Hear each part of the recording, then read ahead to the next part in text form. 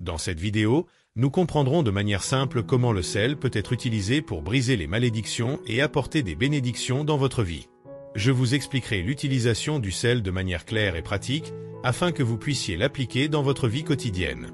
Restez jusqu'à la fin, car je vais vous révéler quelque chose que vous n'auriez jamais imaginé sur le sel, et je suis sûr que vous serez surpris. Tout d'abord, il est important de comprendre que tout dans le monde a été créé par Dieu et pour lui. Cela inclut le sel. Rien n'existe sans la volonté de Dieu et le sel a été fabriqué dans un but précis. Tout comme il a créé toute chose, le sel fait également partie de son plan et contient un pouvoir spécial. Au début, dans la Genèse, la Bible dit que Dieu a créé les cieux et la terre. Le sel, en tant que minéral, était présent dès le début. En d'autres termes, le sel a une origine divine et chaque grain de sel est porteur d'une énergie qui vient directement de Dieu. Avez-vous déjà pensé que Dieu a donné de l'autorité non seulement aux êtres humains, mais aussi aux animaux, aux plantes et même aux éléments de la nature? Tout a un but divin. Réfléchissons un peu à cela. Pensez au feu et à l'eau. Le feu a le pouvoir de consumer tout ce qu'il touche, tandis que l'eau a le pouvoir de donner vie et renouveau. Et le sel? Le sel a une fonction particulière. Il a le pouvoir d'assaisonner, de conserver et de purifier. Tout comme le feu consume et l'eau donne la vie, le sel a reçu le pouvoir de préserver et de purifier. Chaque élément de la nature a son rôle, et ils sont tous entre les mains de Dieu. Le sel, par exemple, aide à conserver les aliments, mais il peut aussi préserver notre foi dans les moments difficiles. C'est comme un rappel de la puissance de Dieu pour nous fortifier lorsque nous en avons le plus besoin. Réfléchissons, tout ce qui nous entoure a un but divin. Et le sel ne sert pas seulement à assaisonner les aliments. Il peut aussi nous enseigner la persévérance et la confiance en Dieu, tout comme il conserve la nourriture, il peut préserver notre foi dans les difficultés. Maintenant, je veux faire une pause et vous inviter à partager votre expérience avec le sel dans les commentaires.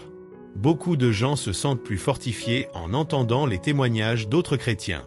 J'ai entendu des histoires incroyables sur la manière dont le sel a contribué à la guérison et à la transformation de la vie de nombreuses personnes.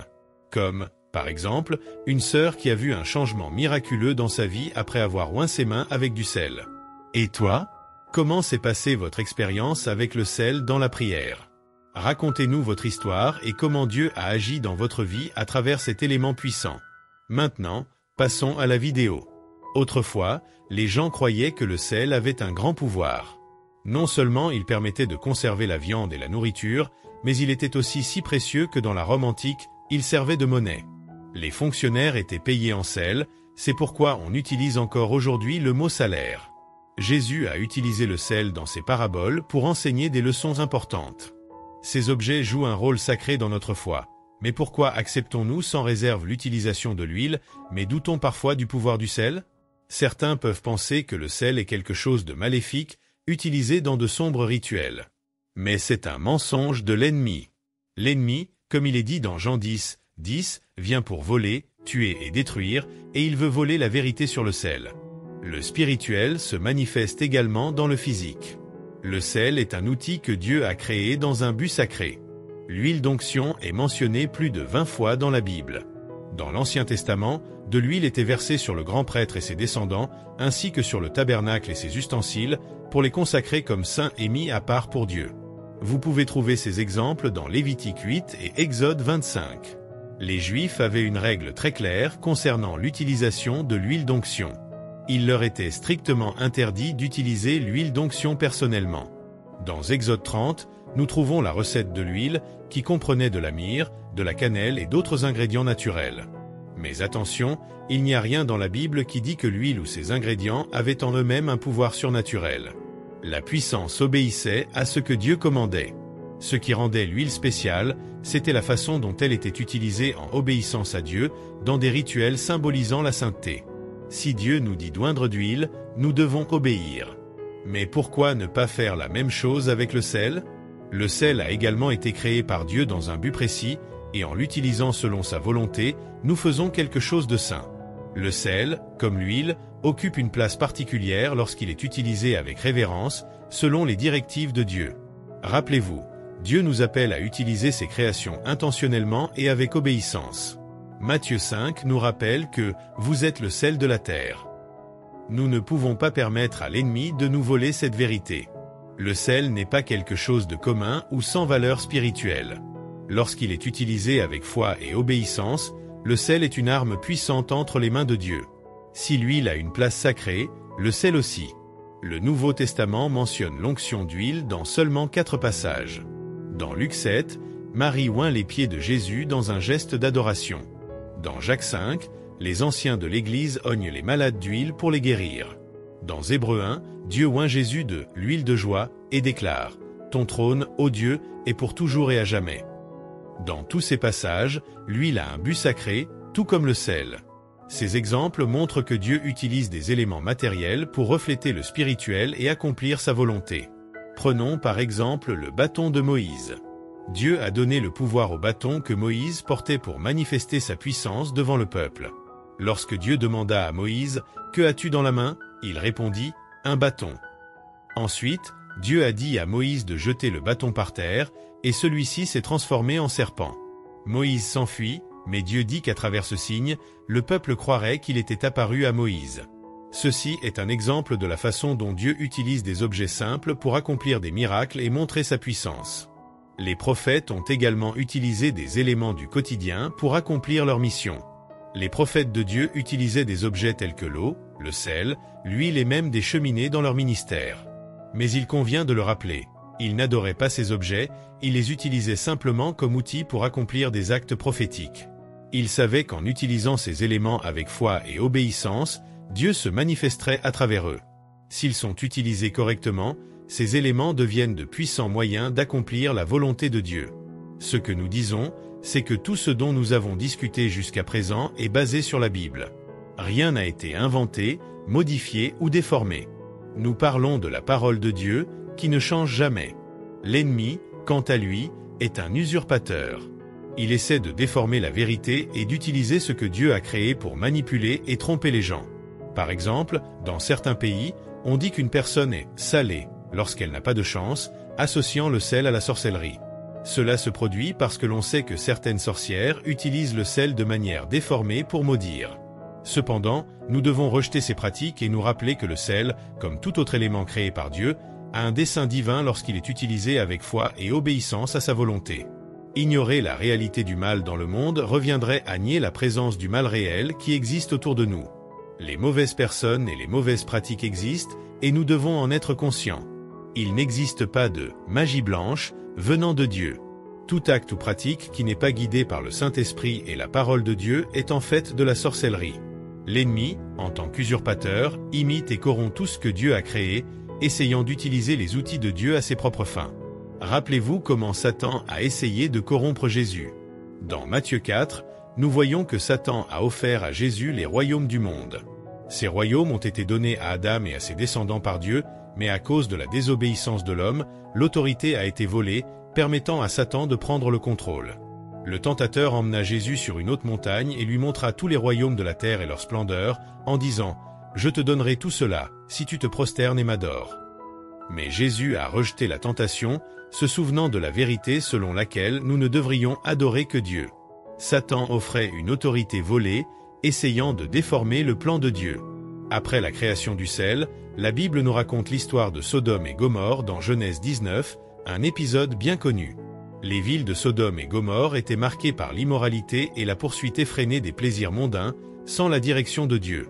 Les gens ont choisi de mener une vie dépravée, et par conséquent, ces villes ont été détruites par le feu venu du ciel.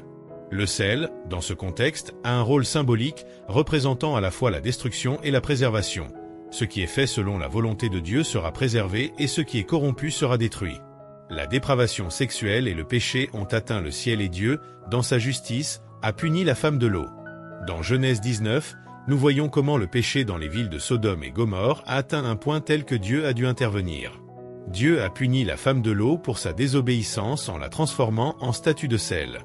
Ici, le sel n'était pas utilisé par Satan, mais par Dieu, pour exercer sa justice et montrer les conséquences du péché et de la désobéissance. Maintenant, comprenez-vous pourquoi les sorciers utilisent du sel ? Ce qui a été initialement établi par Dieu pour la justice est aujourd'hui déformé et utilisé contre les enfants de Dieu. Non pas parce que le sel est mauvais en soi, mais parce que nous avons abandonné les actes prophétiques et les outils spirituels que Dieu nous a donnés. Le sel a été créé par Dieu dans un but sacré, et l'autorité sur celui-ci nous appartient, les enfants de Dieu. Lorsque l'ennemi essaie d'utiliser le sel pour maudire, il s'agit simplement d'une tentative d'usurper quelque chose qui nous appartient. Si vous êtes un véritable enfant de Dieu, vous n'avez pas à craindre une quelconque sorcellerie qui utilise le sel contre votre maison, votre travail ou votre entreprise. Vous avez autorité sur tout ce que Dieu a créé, y compris le sel. Ne vous laissez pas berner par le mensonge selon lequel le sel a du pouvoir entre les mains de l'ennemi. Le pouvoir est en Dieu et dans l'autorité qu'il a donnée à ses enfants. Le sel, comme l'eau, l'huile et d'autres éléments, sont des outils spirituels entre les mains de ceux qui croient et obéissent à Dieu. Pour défaire la sorcellerie et révoquer les malédictions, la parole de Dieu nous donne la clé. Dans Sophonie 2, nous lisons une déclaration puissante de Dieu. C'est pourquoi, tant que je vis, dit l'Éternel des armées, le Dieu d'Israël, Moab sera comme Sodome, et les enfants d'Amon comme Gomorrhe, un champ d'ortie et un champ d'ortie. Puis de sel et une désolation perpétuelle. Le reste de mon peuple les pillera, et le reste de mon peuple les possédera. Ici, le sel est encore associé à la destruction de Sodome et Gomorrhe, mais aussi à la malédiction des nations de Moab et d'Amon, née d'un acte de perversion et d'inceste entre Lot et ses filles.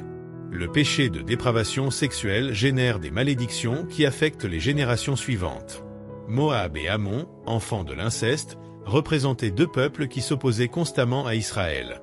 La perversion sexuelle et la désobéissance à Dieu ont des conséquences qui dépassent la génération qui a commis le péché et affectent les générations suivantes. Souvent, nous ne comprenons pas pourquoi nous sommes confrontés à certains problèmes dans nos familles, comme des mariages ratés, des abus, des dépendances ou des comportements destructeurs. Parfois, la racine de ces problèmes réside dans les actions immorales de nos ancêtres. Il peut être difficile de comprendre pourquoi certains types de péchés continuent d'affecter nos familles, même après que nous sommes devenus chrétiens. Pourquoi y a-t-il tant de douleurs, de tragédies et de divisions dans certaines familles, et pourquoi certains mauvais comportements semblent-ils héréditaires? La cause pourrait en être la dégénérescence morale et les péchés non résolus de nos ancêtres. La Bible nous enseigne que les conséquences du péché d'un ancêtre peuvent atteindre les générations suivantes, surtout lorsqu'il s'agit d'immoralité sexuelle ou d'autres péchés graves. Comment pouvons-nous briser ces malédictions et libérer nos familles? La prière pour briser ces malédictions peut être la suivante. Mon Père, Dieu d'Israël, merci de m'avoir trouvé et de m'avoir donné ta parole. Pardonne les péchés de ma famille, de mes grands-parents et de mes parents. Pardonne la dépravation sexuelle et toutes les immoralités qui ont marqué l'histoire de ma famille. Aujourd'hui, je prends le sel consacré à ton autel et déclare que le mal qui a accablé ma famille soit séché et défait. J'ai répandu ce sel sur ma vie, sur ma maison, sur ma génération, et je le réclame. Purification de tout ce qui a été contaminé. Au nom de Jésus, je révoque toute malédiction issue de pratiques immorales et je demande au Seigneur de purifier et de restaurer ma famille. Cette prière est un exemple de la façon dont nous pouvons utiliser le sel, consacré à Dieu, pour purifier et briser les malédictions dans notre famille. En le faisant avec foi et obéissance, nous reconnaissons que Dieu a le pouvoir de restaurer tout ce qui a été corrompu et d'apporter la délivrance. Aujourd'hui, tu peux déclarer: le lieu où demeura le péché de Sodome et Gomorrhe, à partir de ce jour je quitterai toute méchanceté pour que ta vérité, ta pitié et ta miséricorde règnent sur moi et sur mes générations, au nom puissant de Jésus. Amen. Cette prière est un cri de purification et de restauration. En le prononçant, vous brisez les chaînes du péché ancestral et faites appel à la grâce de Dieu pour apporter la vie, la guérison et la vérité à vous et à votre famille. Le sel est le seul élément de la Bible utilisé à la fois pour bénir et pour maudire. Dieu a donné du sel à ses enfants comme outil spirituel puissant, mais l'ennemi essaie également de l'utiliser contre nous. Cependant, nous ne devons pas avoir peur, car le sel est une arme que Dieu nous a donnée, avec laquelle nous pouvons bénir ou maudire, selon la manière dont nous l'utilisons. Jésus nous rappelle notre identité de « sel de la terre ». Dans Matthieu 5, 13, il dit « Vous êtes le sel de la terre, mais si le sel perd sa saveur salée, comment pourrait-il redevenir salé ? Il ne sert à rien sinon à être jeté dehors et foulé aux pieds par les hommes. » Cela nous enseigne qu'en tant que chrétiens, notre influence et notre pouvoir spirituel doivent rester fermes et purs. Si nous perdons notre essence, nous perdons l'autorité que Dieu nous a donnée. Par exemple, dans le psaume 107, nous voyons que Dieu a transformé les rivières en désert, les sources en terre aride et les terres fertiles en désert de sel, tout cela à cause de la méchanceté de ceux qui vivaient dans ces lieux. Le sel, dans ce contexte, symbolise la stérilité et le jugement de Dieu sur la terre corrompue par le péché. Le sel marque ce qui est maudit et devient signe de désolation. Malheureusement, les chrétiens utilisent rarement le sel pour la guérison et la délivrance, mais nous devons savoir quand l'utiliser pour la paix et quand l'utiliser pour le combat spirituel. Le sel est à la fois une arme de guerre et de paix. Il peut être utilisé pour protéger le territoire spirituel d'un chrétien et en même temps pour le bénir. Cependant, il est important de comprendre que le sel peut également être utilisé dans le combat spirituel, notamment lorsque l'ennemi tente d'envahir notre territoire et de corrompre ce que Dieu nous a donné.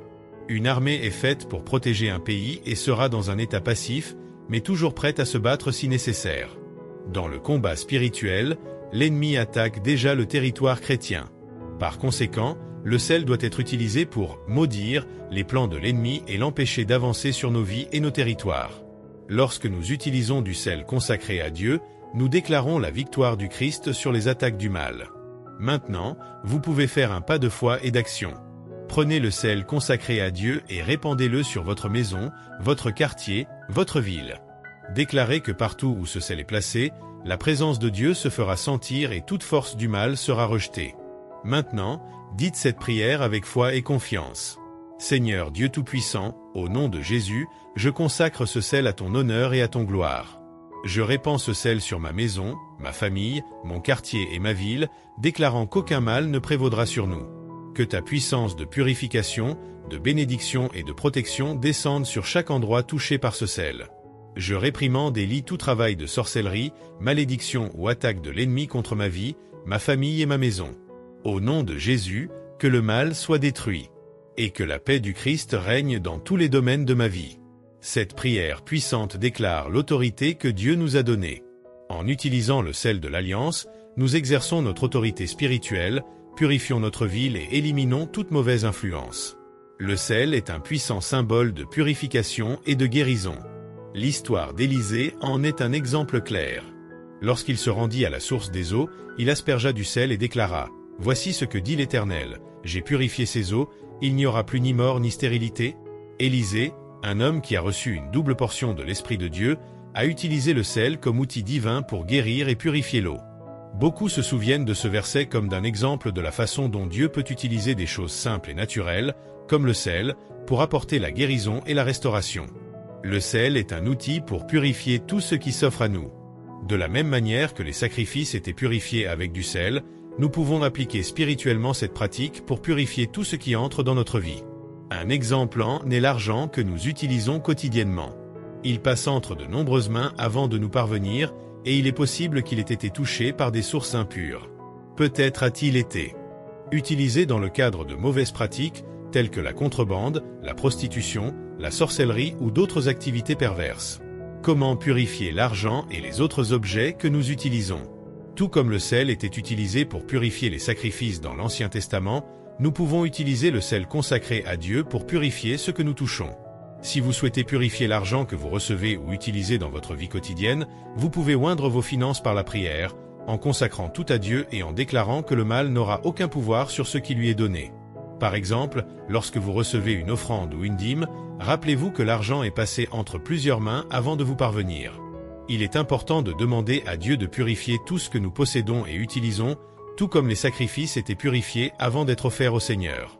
Une simple prière pour cela serait: Seigneur Dieu, je te consacre tout ce qui m'appartient, y compris mon argent et mes finances. Purifie tout ce qui touche mes mains et que toute mauvaise influence soit éliminée. Que tout ce que j'offre te soit saint et agréable. Au nom de Jésus, Amen.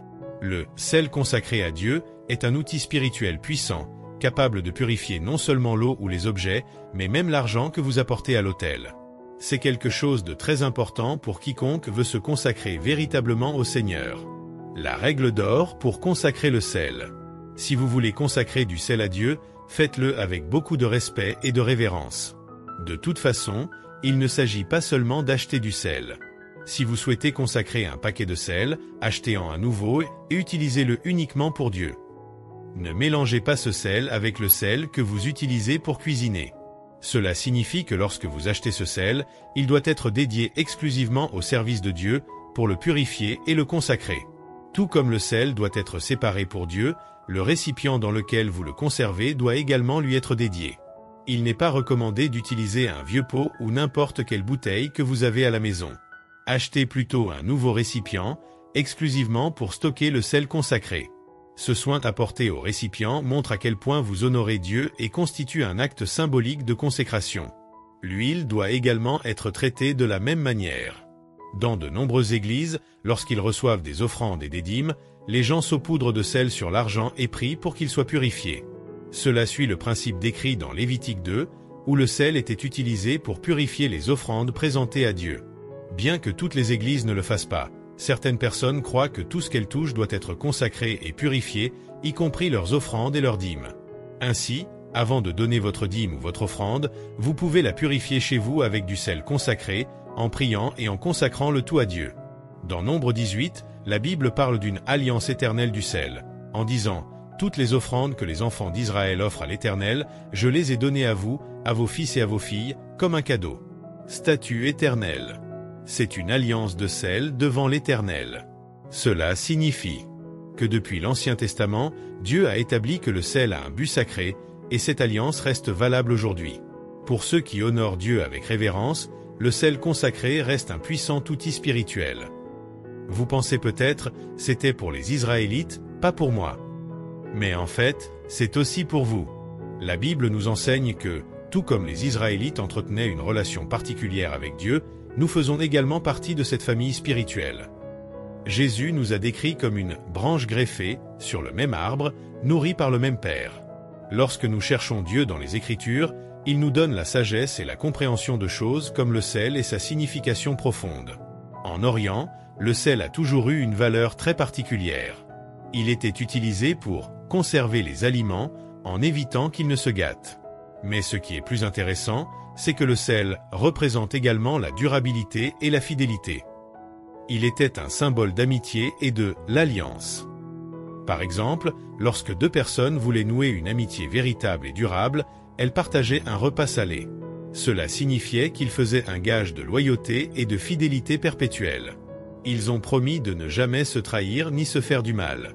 Quand quelqu'un mangeait le sel de quelqu'un d'autre, cela signifiait qu'ils devenaient amis pour la vie. En d'autres termes, le sel était une garantie d'amitié durable, un symbole que la relation entre les gens était stable et digne de confiance. Dieu, lorsqu'il a établi l'alliance avec son peuple, a utilisé le sel pour rappeler aux gens que sa relation avec eux était perpétuelle, c'est-à-dire pour toujours. Chaque fois que le peuple offrait un sacrifice à Dieu, le sel était placé comme symbole de cette alliance éternelle. Il voulait que chaque sacrifice soit un rappel de loyauté. L'idée était que, tout comme le sel préserve et maintient, l'alliance avec Dieu doit être préservée et maintenue avec une loyauté éternelle. Dans l'Ancien Testament, si quelqu'un rompait l'alliance du sel, cela était considéré comme une grave offense. Dans certains cas, la violation de cette alliance était même passible de la peine de mort. Cela montre à quel point Dieu prenait au sérieux la loyauté et la fidélité à ses alliances. L'alliance avec lui était un engagement pour la vie. Une histoire sur l'importance du sel dans l'amitié. Un jour, un historien voyageait dans une région du Moyen-Orient. À la tombée de la nuit, il s'est inquiété car il savait que les routes nocturnes étaient dangereuses. Il a donc décidé de se réfugier dans une tente. Sans le savoir, en entrant dans la tente, il a fini par faire quelque chose d'important. Il a partagé un repas avec ses hôtes et ainsi, il est devenu ami avec eux pour toujours. Dans cette culture, manger avec du sel était un symbole d'engagement et d'amitié de toute une vie. L'histoire du voleur et du voyageur. Au cours de son voyage, un Américain s'est perdu dans le désert et a trouvé une tente. Il savait que ce chemin était dangereux la nuit, alors il a décidé de demander de l'aide au propriétaire de la tente. L'homme dans la tente était connu pour voler les voyageurs perdus. L'Américain, sachant cela, dit à l'homme « Je sais que tu es un voleur, mais je veux conclure une alliance de sel avec toi. » L'homme dans la tente a été surpris et a demandé « Comment sais-tu que je ne te tuerai pas et ne volerai pas ce que tu as ?» Le voyageur répondit « Je sais que vous êtes un voleur, mais conclure une alliance de sel avec moi est un engagement sérieux, et cela signifie que vous ne me ferez pas de mal. » Le voleur, comprenant la gravité d'un anneau de sel, dit « D'accord, viens, que le Seigneur te bénisse. Asseyez-vous et mangeons ensemble. » Le voleur mit du pain sur la table et l'assaisonna de sel, et tous deux mangèrent ensemble. Le lendemain matin, l'Américain se réveille et constate que le voleur est vigilant et prend soin de ses affaires. Le voleur rendit tous les objets qu'il avait comptés avec beaucoup de soin, puis accompagna le voyageur jusqu'à sa prochaine ville, le protégeant de tout danger. Le voleur savait que conclure une alliance avec le sel était quelque chose de sacré et qu'il devrait l'honorer de sa vie jusqu'au jour de sa mort. Cette histoire nous apprend quelque chose de très important. L'alliance du sel en Orient est un engagement éternel. Une fois conclue, cette alliance ne pourra jamais être rompue, même après le décès de l'une des parties impliquées. C'est comme une promesse d'amitié et de fidélité qui dure pour toujours. L'alliance du sel entre Dieu et l'homme est une relation très sérieuse. Dieu promet d'être notre Père et nous devons lui être fidèles, suivre ses commandements et vivre selon sa volonté. Ce n'est pas quelque chose que vous faites par commodité ou de manière temporaire. Dieu s'attend à ce que vous lui soyez fidèles, tout comme il vous est fidèle. Parlons maintenant d'un endroit appelé la vallée du sel. Cette vallée a une signification très particulière dans la Bible. C'est à cet endroit que le roi David remporta certaines des plus grandes victoires de sa vie. Dans 2 Samuel, nous lisons que David est devenu célèbre lorsque, avec une armée plus petite, il a vaincu 18 000 soldats araméens dans la vallée du sel. Il a également tué personnellement 10 000 ennemis dans cette bataille. La victoire de David était incroyable, car il réussit à vaincre une armée bien plus nombreuse que la sienne. La vallée salée est devenue connue comme un lieu de bataille et de victoire. David et son armée y ont combattu et ont vaincu de grands ennemis, démontrant qu'avec la foi en Dieu, même une petite armée peut vaincre l'impossible. David remporta une grande victoire dans la vallée du sel, où il battit 18 000 soldats araméens avec une armée beaucoup plus petite. Mais il y a quelque chose d'important que nous pouvons apprendre de cette histoire. Il ne suffit pas d'attendre de Dieu qu'il fasse tout pour vous. Nous entendons souvent dire que Dieu mène nos batailles, mais ce n'est que la moitié de la vérité. Il est vrai que Dieu a gagné la guerre pour nous à travers Jésus et que la victoire a déjà été remportée. Mais maintenant, c'est nous qui devons mener nos batailles pour la foi et les bénédictions que Dieu a pour nous. Lorsque la Bible dit que nous devons prier, jeûner et louer Dieu, c'est très important, mais nous devons aussi agir, mettre en pratique ce que nous croyons. Jésus ne s'est pas contenté de prier, il a également agi. Ses paroles ont été suivies d'actions qui ont montré la puissance de Dieu. Tout comme David savait que les batailles se gagnent avec une foi et une action active, nous devons nous aussi faire notre part pour mériter les bénédictions de Dieu. Le sel joue un rôle très particulier dans la Bible. Le sel de l'Alliance était utilisé par les Israélites pour purifier, bénir ou même maudire quelque chose. Lorsque David a gagné la bataille, il a montré au peuple que Dieu était avec lui. Le sel de l'Alliance était sur lui, et la victoire viendrait de la main de Dieu, parce que David était déterminé à faire sa part. Maintenant, je veux vous demander, que faites-vous pour obtenir les bénédictions de Dieu?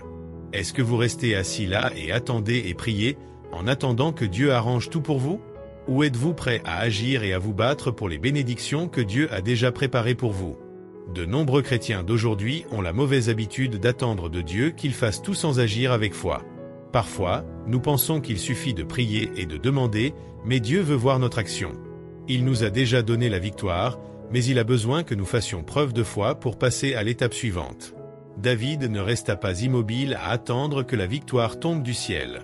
Il a agi avec foi et courage. Il savait que la victoire viendrait, mais il devait aussi se battre pour y parvenir. De même, nous devons nous aussi agir avec foi, faire des sacrifices et lutter pour les bénédictions que Dieu a pour nous. Aujourd'hui, beaucoup d'entre nous sont un peu conformistes.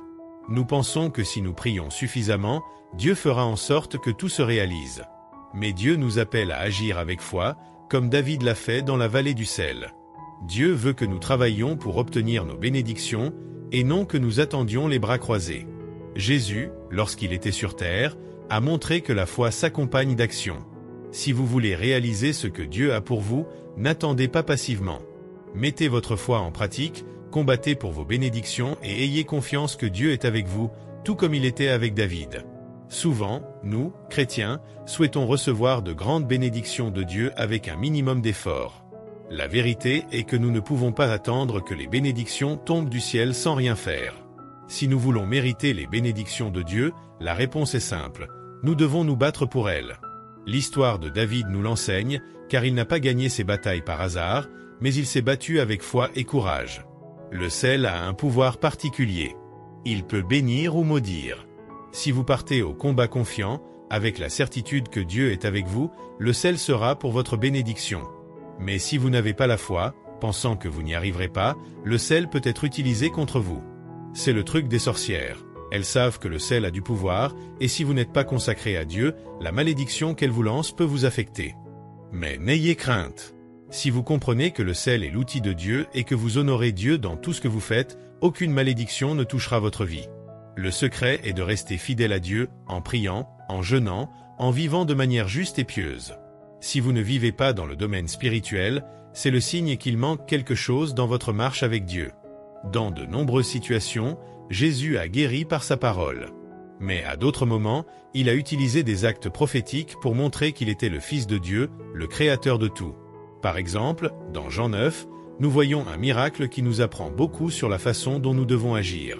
Jésus passait devant un homme aveugle-né. Ses disciples demandèrent, « Maître, qui a péché au point de naître aveugle? Était-ce lui ou ses parents ?» Jésus répondit, « Ni lui ni ses parents n'ont péché, mais cela est arrivé afin que les œuvres de Dieu se manifestent en lui. Pendant que je suis dans le monde, je suis la lumière du monde. » Après cela, Jésus cracha par terre, fit de la boue avec la salive et la mit dans les yeux de l'aveugle, en lui disant, « Va à la piscine de Siloé et lave-toi. » L'homme est allé, s'est lavé et a reçu la guérison. Ce que nous pouvons apprendre. Que pouvons-nous en tirer? Jésus a utilisé un acte symbolique, de la boue faite avec de la salive et du sel, pour guérir et montrer la puissance de Dieu. Cela nous enseigne qu'en plus de prier et de demander à Dieu, nous devons agir avec foi. La vraie foi est celle qui nous fait agir, comme Jésus l'a fait, qui nous fait combattre, comme David, et qui nous donne le courage d'affronter n'importe quelle bataille, sachant que Dieu est avec nous. Lorsque Jésus a guéri l'aveugle, il a utilisé quelque chose de très simple, de la salive et de la terre. La terre n'était que de la terre et la salive n'était que de la salive, mais lorsque Jésus les a utilisés, quelque chose de puissant s'est produit. Il a mélangé le spirituel avec le physique, et avec cela, il a accompli un miracle. Cela nous enseigne que même si les choses matérielles, comme la terre et l'eau, sont communes, elles peuvent devenir quelque chose de très spécial lorsqu'elles sont touchées par la puissance spirituelle de Dieu. Pensons maintenant un peu aux plantes. Nous savons que Dieu a créé tout ce qui existe, et parmi ce qu'il a créé, il y a des plantes qui ont le pouvoir de guérir. La plupart des médicaments que nous utilisons aujourd'hui, comme l'aspirine ou la morphine, proviennent de ces plantes créées par Dieu. Ces plantes sont des matériaux, non? Ils font partie du monde physique. Mais ce que vous ne savez peut-être pas, c'est que tout ce qui existe dans le monde physique a une origine dans le monde spirituel. Lorsque Dieu a créé le monde, il n'a pas commencé par la terre, les plantes ou les animaux. Il a commencé par des pensées spirituelles, et ces pensées sont devenues une réalité physique. Dans la Bible, dans Jérémie 1, 5, Dieu dit, « Avant de te former dans le sein maternel, je te connaissais. Avant que tu naisses, je t'ai consacré. » En d'autres termes, tout ce qui existe, y compris les plantes et les choses que nous utilisons pour guérir, a commencé dans le cœur de Dieu, dans le monde spirituel. Ainsi, lorsque nous parlons de choses comme le sel, qui a le pouvoir de purifier et de bénir, il est important de comprendre que le sel est bien plus que du simple sel. Cela peut être un symbole de purification spirituelle. Le sel est courant dans le monde physique, mais lorsqu'il est utilisé avec foi et consacré à Dieu, il se connecte au monde spirituel et devient quelque chose de beaucoup plus puissant. Il en va de même pour d'autres choses physiques, comme l'eau ou la terre. La terre n'est que la terre, mais c'est à partir de la terre que Dieu a créé l'homme. La salive n'est que de la salive, mais Jésus l'utilisait pour guérir, car lorsque quelque chose de physique est touché par la puissance spirituelle de Dieu, il se transforme. Jésus est un parfait exemple de la façon dont le spirituel et le matériel se rejoignent. Il est Dieu sous la forme d'un homme. Cela signifie qu'il a le pouvoir de toucher les mondes spirituels et matériels en même temps, et par conséquent, tout ce qu'il touche devient sacré. Lorsqu'il a guéri l'aveugle avec de la boue faite de salive et de terre, il montrait que rien n'est simple ou ordinaire lorsque Dieu est impliqué. La terre et la salive peuvent sembler des choses simples, mais lorsqu'elles sont utilisées avec la foi de Jésus, elles ont le pouvoir de guérir et de restaurer. Ce que nous pouvons apprendre de tout cela, c'est que Dieu œuvre à travers le monde spirituel et le monde physique. Les choses matérielles, comme le sel, l'eau, la terre ou même la nourriture, peuvent être courantes, mais lorsqu'elles sont consacrées à Dieu et utilisées avec foi, elles deviennent puissantes. Dieu peut utiliser même les éléments les plus simples de la vie pour apporter la guérison, la purification et les bénédictions. Ainsi, chaque fois que nous utilisons du sel ou autre chose, rappelez-vous que si vous consacrez ces éléments à Dieu, il peut les utiliser d'une manière particulière pour accomplir des miracles dans votre vie. C'est pourquoi nous prions et demandons à Dieu de bénir tout ce que nous avons, afin que la puissance du monde spirituel puisse se manifester dans le monde physique et apporter les bénédictions qu'il a pour nous. Jésus a toujours reconnu le pouvoir du spirituel sur le physique. À plusieurs reprises, il a utilisé des gestes simples pour apporter des guérisons et des miracles. Un exemple est celui où, dans Jean 9, Jésus guérit un aveugle. Il prépara de la boue avec de la salive et la mit sur les yeux de l'homme, puis lui dit de se laver dans la piscine de Siloé, qui signifie « parfum ». L'homme a fait ce que Jésus avait demandé et a été guéri. Cela nous enseigne qu'en plus d'avoir la foi, il est important d'obéir au conseil de Dieu. L'obéissance plus l'action apporte des bénédictions. Depuis l'Ancien Testament, le sel est un puissant outil de combat spirituel et de bénédiction. Il symbolise l'alliance de Dieu avec son peuple, comme nous le voyons dans l'exemple de David, et est utilisé pour purifier les offrandes et même pour condamner les lieux pleins de péchés. Le sel représente Dieu sous de nombreux aspects. Il peut être utilisé pour purifier des environnements, des personnes ou même des objets, mais il peut également maudire des lieux ou des choses sous le contrôle du mal. Le sel est bien plus qu'un simple assaisonnement ou ingrédient. Il a un pouvoir spirituel qui symbolise la présence de l'Éternel, c'est-à-dire Dieu, partout. Lorsque nous décidons d'utiliser du sel à cette fin particulière, nous devons être très prudents. Le sel que nous allons utiliser doit être traité avec respect et dévouement à Dieu. Cela signifie que lorsque vous achetez du sel à cette fin, vous devez l'acheter avec une pure intention et lui consacrer un nouveau récipient qui ne sera utilisé qu'à cette fin. De plus, lorsque vous appliquez du sel, comme dans une maison ou un lieu qui a besoin d'être purifié, il est essentiel de prier et de vous consacrer à Dieu. Le sel n'est pas magique, mais la foi et l'obéissance dans son utilisation ciblée font toute la différence. C'est un symbole de protection divine et permet de purifier les lieux, les familles ou même les personnes des malédictions qui ont pu se transmettre de génération en génération. Une façon d'utiliser le sel est de protéger les lieux soumis à des attaques spirituelles. Par exemple, s'il y a du mal ou de la sorcellerie dans un lieu, vous pouvez prier tout en répandant le sel, demandant à Dieu de protéger cet endroit de tout mauvais esprit ou sortilège. Le sel agit alors comme un bouclier de protection, et vous pouvez dire avec foi qu'aucune malédiction ou sorcellerie n'a de pouvoir sur vous ou votre maison. Le sel est également utilisé pour purifier et bénir les dîmes et les offrandes que vous offrez à Dieu. Lorsque vous consacrez votre argent à Dieu, vous pouvez utiliser du sel pour consacrer ces offrandes, en demandant la purification de toute impureté spirituelle et en remerciant Dieu pour la providence. Le sel aide à garantir que ce que vous donnez à Dieu est sacré et acceptable pour lui. Le sel est un don de Dieu, mais comme tout don, il doit être utilisé correctement. Lorsque nous traitons le sel avec respect, il devient un outil puissant qui nous aide à manifester l'autorité de Dieu dans nos vies. Cependant, si on l'utilise à la légère, sans soin ni respect, il perd de sa valeur. Il est donc important de vivre fidèlement à Dieu, en faisant toujours ce qui est juste. Nous ne devons pas tomber dans la même erreur que celle commise par les Israélites, qui parfois n'utilisaient pas les outils de Dieu de la bonne manière.